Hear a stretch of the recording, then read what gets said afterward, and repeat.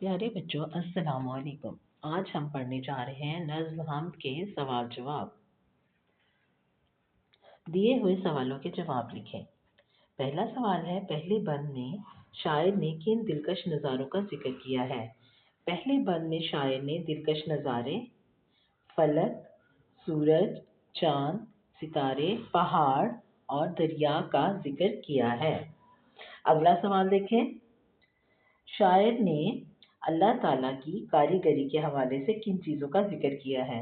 शायर ने अल्लाह ताला की कारीगरी के हवाले से नूरी फिजाओं, सरसब्ज व शादाब जंगलात और हरे भरे खेत का जिक्र किया है।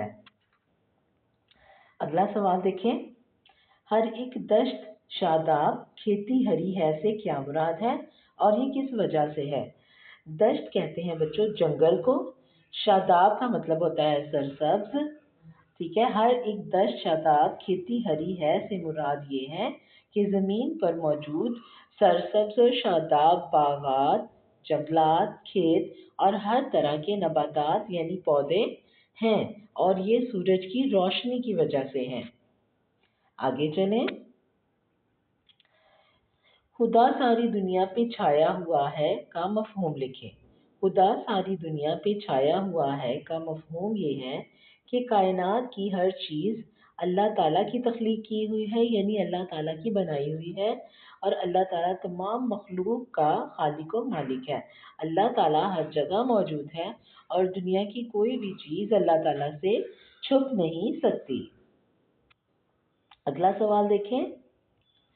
हम्द में बयान की गई नेमतों के अलावा कोई सी 5 नेमतों और इनसे मुतल्लिक एक एक जुमला लिखें। अल्लाह ताला की यूं तो बहुत सारी नेमतें हैं, लेकिन यहाँ पे कुछ नेमतों का जिक्र किया जा रहा है, जैसे पानी, हवा, समंदर, रात, पौधे। अब इन नेमतों के मुतल्लिक एक एक जुमला जो है वो क्या हो सकता है? जैसे पानी अल्लाह ताला की बहुत बड़ी नेमत है, पानी के बगैर हम जिंदा नहीं रह सकते। हवा जिंदा रहने के लिए ज़रूरी है। समंदर बहुत बड़े होते हैं, या दरियाओं का पानी समंदरों से जाकर मिल जाता है। रात अल्लाह ताला ने रात बनाई, रात के वक़्त आसमान पर सितारे चमकते हैं। पौधे पौधे अपनी खुराक खुद तैयार करते हैं। यानी आपने इन नेमतों से मुतालिक एक एक जुमला जो है बताना है। तो आज के सबक में हमने नज़्म हमद के सवाल जवाब मुकम्मल किए। अब मैं इजाज़त चाहती हूँ। अल्लाह हाफ़िज़।